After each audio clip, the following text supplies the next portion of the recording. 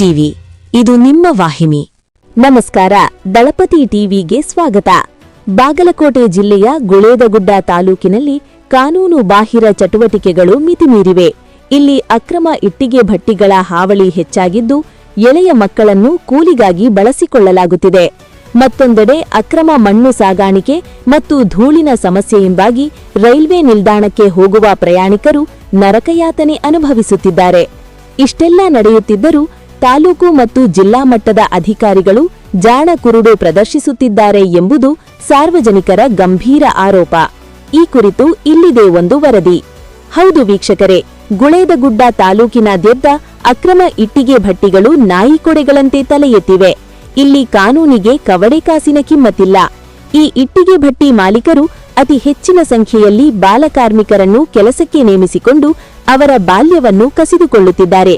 ಇಷ್ಟಾದರೂ ಕಾರ್ಮಿಕ ಇಲಾಖೆಯಾಗಲಿ ಅಥವಾ ತಾಲೂಕು ಆಡಳಿತವಾಗಲಿ ಇತ್ತ ತಿರುಗಿಯೂ ನೋಡದಿರುವುದು ಹಲವಾರು ಅನುಮಾನಗಳಿಗೆ ಎಡೆಮಾಡಿಕೊಟ್ಟಿದೆ.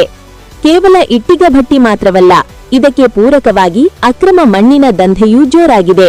ಸರ್ಕಾರಿ ಅಥವಾ ಖಾಸಗಿ ಜಾಗಗಳಿಂದ ಅಕ್ರಮವಾಗಿ ಮಣ್ಣನ್ನು ಕಳ್ಳತನ ಮಾಡಿ ಟಿಪ್ಪರ್ಗಳ ಮೂಲಕ ತಂದು ಗುಡ್ಡೆ ಹಾಕಲಾಗುತ್ತಿದೆ.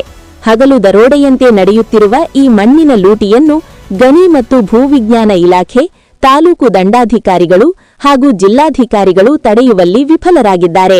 ಅಧಿಕಾರಿಗಳು ಕಣ್ಣುಮುಚ್ಚಿ ಕುಳಿತಿದ್ದಾರೆಯೇ ಅಥವಾ ಶಾಮೀಲಾಗಿದ್ದಾರೆಯೇ ಎಂದು ಸಾರ್ವಜನಿಕರು ಆಕ್ರೋಶ ವ್ಯಕ್ತಪಡಿಸುತ್ತಿದ್ದಾರೆ.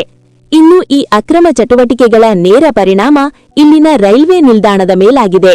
ಇಟ್ಟಿಗೆ ಭಟ್ಟಿಗಳು ರೈಲ್ವೆ ನಿಲ್ದಾಣದ ಪಕ್ಕದಲ್ಲೇ ಕಾರ್ಯಾಚರಿಸುತ್ತಿರುವುದರಿಂದ ಮತ್ತು ಮಣ್ಣಿನ ಗುಡ್ಡೆಗಳಿಂದ ಏಳುವ ವಿಪರೀತ ಧೂಳು ರೈಲ್ವೆ ನಿಲ್ದಾಣವನ್ನು ಆವರಿಸಿದೆ. ರೈಲು ಬರುವುದು ತಡವಾದರೆ ಪ್ರಯಾಣಿಕರು ಇಲ್ಲಿ ಒಂದು ಕ್ಷಣವೂ ಕುಳಿತುಕೊಳ್ಳಲು ಸಾಧ್ಯವಾಗದಂತಹ ಪರಿಸ್ಥಿತಿ ನಿರ್ಮಾಣವಾಗಿದೆ.